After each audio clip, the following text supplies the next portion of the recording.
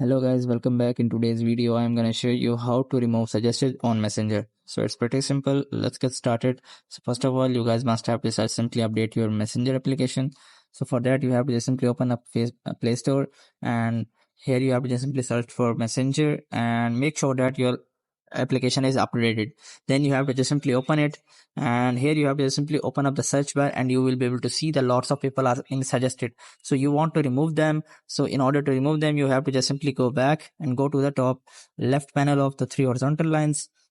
So after clicking on that, now you have to just simply click on the top right corner of settings. So it will open up the settings of your messenger. So here you have to just simply scroll down. So after successfully scrolling down, I don't have a latest updated messenger. So that's why I have not an option which is media and contact, but you will be able to see the option which is media and contact or the phone and contact. So you have to just simply open up that option. And after opening up that option, you have to just simply remove the contacts, and you have to just simply did not allow the permission to access to your contacts. So you have to just simply turn it off the option, and that's it. I hope this method find you well. Do like, share, subscribe. Thank you so much. Bye bye.